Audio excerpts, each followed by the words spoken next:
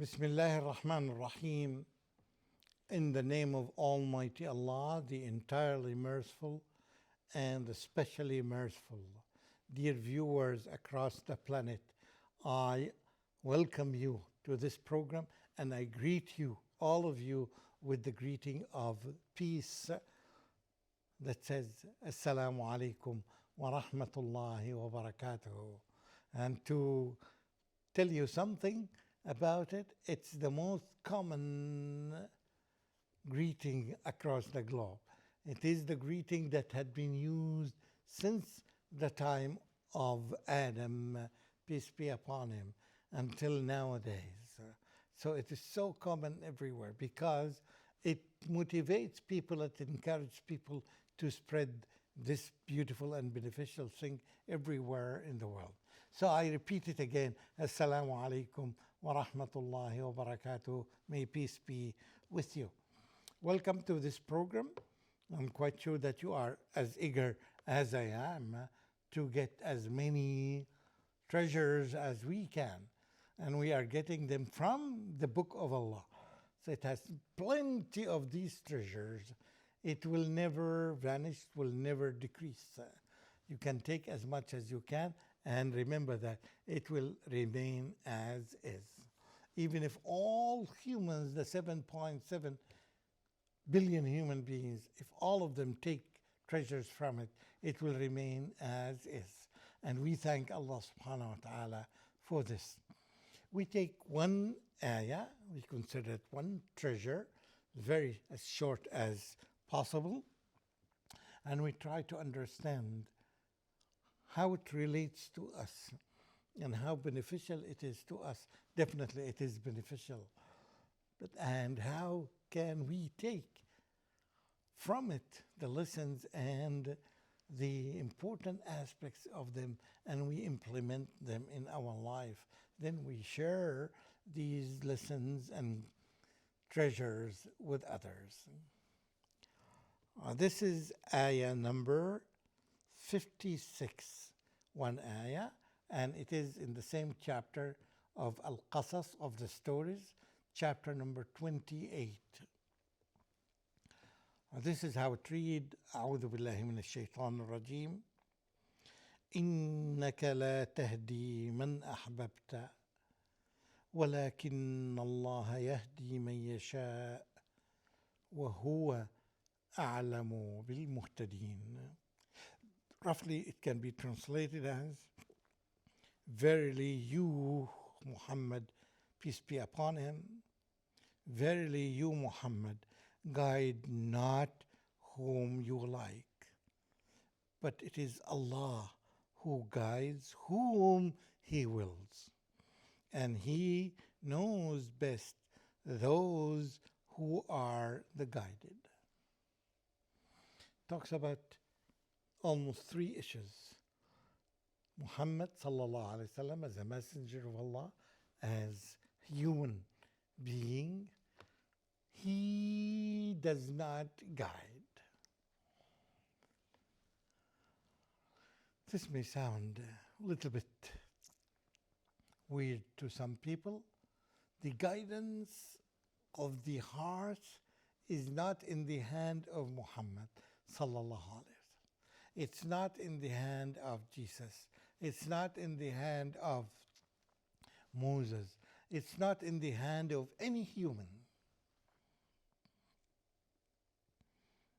Guidance issue is in the hand, in the power of Allah. Allah is the only one who has this ability to guide humans. Guidance has only one source. It is Allah subhanahu wa ta'ala. We have to establish this in our hearts. You definitely love your children and your family, your spouse, your brothers and sisters, your people, your nation. You love humans in general or in specific, yet, although you love them very much because of the positive things that they have done, because of the good relationship between you and them, yet you cannot guide them. You do your best, yet the final decision is not in your hand. You don't have this ability of guiding the hearts of the people.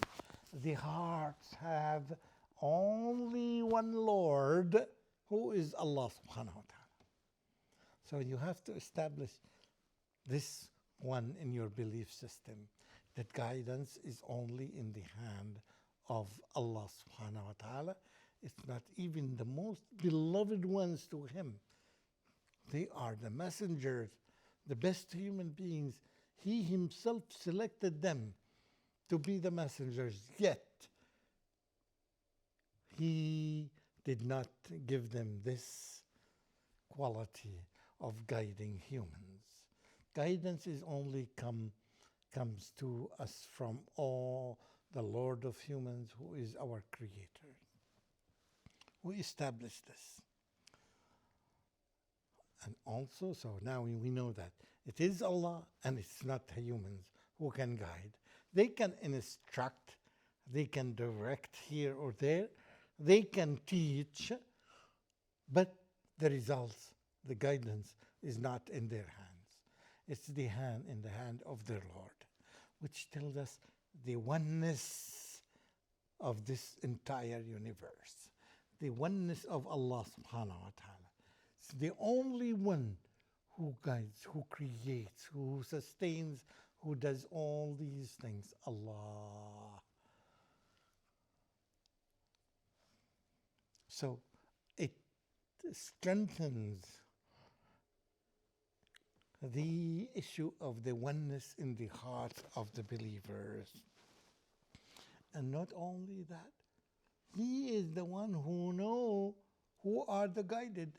You may think that this man is so good, so you may believe that he is already guided. Not necessarily at all. You don't have any guarantee, but it is the one who knows those who are guided is the Lord of them. Their Lord is Allah subhanahu wa ta'ala. So He is the one who has the ability to guide, and He is the one who has the ability to know who is guided and who is not. So it is not in our hands. But we can do something, that is, we can direct, we can teach, we can tell them the right and the wrong based on these sources, the Quran and the Sunnah. But there is no guarantee of the outcome. Be sure, even the most beloved ones to you, which is basically your children or your spouse or your parents or your relatives, we don't have any guarantee that we can guide them. Not at all. They have to fulfill these conditions to be guided. They have to be so sincere to Almighty Allah, their Creator and my Creator, and He is the one who can guide them. Therefore, we have these guidelines available for us, but it requires from you your effort to seek for them, and we'll tell you right now where they are, and it requires from you the sincerity in your heart. This is something in your heart. Nobody knows it. Even if you open physically the heart of a human being, you cannot see any traces of that. It's all in the hand of Almighty Allah. And this tells us, refers to as the lesson of Tawheed, the oneness of our Lord, the oneness of the Creator. There's no one with Him, no supporters, no ministers, nothing. He needs none of those at all. He does everything by Himself. He does not need the help of those creatures. He is their Lord, so He is the one who does everything. But as I said all the time in the previous episode, but close to the end, I all the time say that we do thank. This requires a lot of thanking for Allah subhanahu wa ta'ala. Then He kept it in His hand only. He is the one who guides. And He sent this book. And before this book, of course, He sent the previous books to guide humans. And this is the final book of guidance. There's no other book to come after that. And if supposedly, if you go to any bookstore or to any librarian, an expert librarian, and ask him or ask her, can you find me a book that's called Book of Guidance? It may take him or her a long time to think and rethink, and then all of a sudden she would say, I really cannot, but I know that the Quran is the book of guidance. If there are sections for under this title, guidance, we'll never find any book except the Quran, the Holy Quran. All others had been booked of guidance for some time and they had been distorted. They were not well kept. But Allah subhanahu wa ta'ala guaranteed that He Himself kept this book safe and untouched, meaning that it has not gone through any kind of change. And we have the evidence. So now, the most important thing is that the book that guides humans is available. And it requires people to be sincere and active enough. So sincerity is something in their heart that they are really looking for the truth. If they fulfill this condition, definitely as Allah Himself guaranteed, He will guide them. So it requires from them, from humans, sincerity, and it requires from humans some work, serious work, some serious looking for the guidance. And if they fulfill these two prerequisites, they will definitely come across guidance as Allah Himself guaranteed it. But the final guidance, we have to understand, it is in the hand of Allah. Even if they did all kinds of work and research and questions and whatever is required, they have done maximum of it. But if they are not sincere enough, they may not be guided. They just need sincerity in their heart that they are looking for the truth. And they know the Lord who guarantees, who grants this truth. They just address Him and work hard and do their part, and Allah subhanahu wa ta'ala will guide them. I'm quite sure that you share with me that this is a very fundamental principle in understanding the Quran and understanding who owns guidance. It's not your parents, it's not your teachers, it's not your bosses, it's not your neighbors, it's not your spouse, it's not your husband. None of the humans, even the messengers themselves, they don't own the guidance of the hearts. The guidance of the hearts to the truth is only owned by Allah subhanahu wa ta'ala. And this really requires a lot of us to think of the greatness of Allah subhanahu wa ta'ala and to think of our duties, that we should keep thanking Him for giving us this guidance and keep glorifying Allah subhanahu wa ta'ala for such a great thing that He has, and He makes it available for everyone provided that they fulfill the conditions that Allah subhanahu wa ta'ala asked them to fulfill, to do, so that they will get it. Therefore, we, by knowing these premises or these principles, we can sit for some time with ourselves Am I sincere enough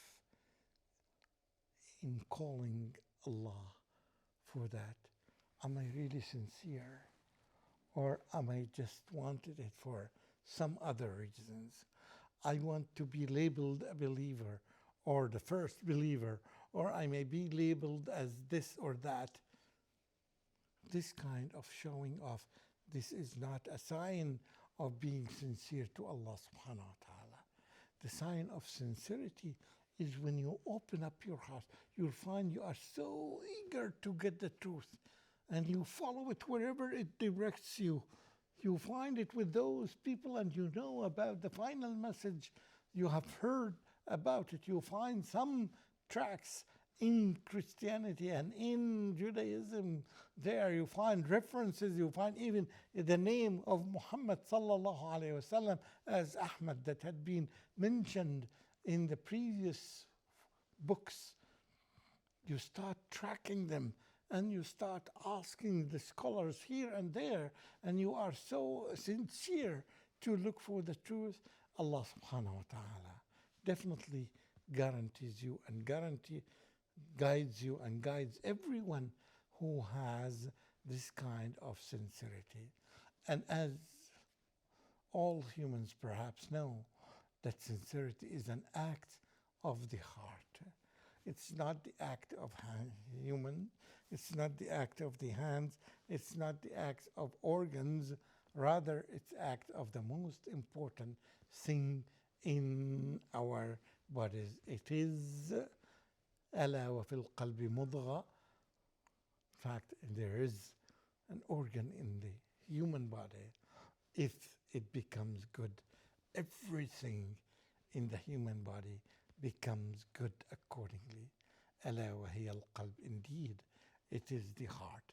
Therefore, we ask Allah subhanahu wa ta'ala to purify our hearts, to give us the guidelines and to show us the guidelines in the Quran and in the Sunnah of Prophet Muhammad sallallahu alaihi wasallam, so that we will be guided. Ameen, ameen. Wassalamu alaikum wa rahmatullahi wa barakatuh.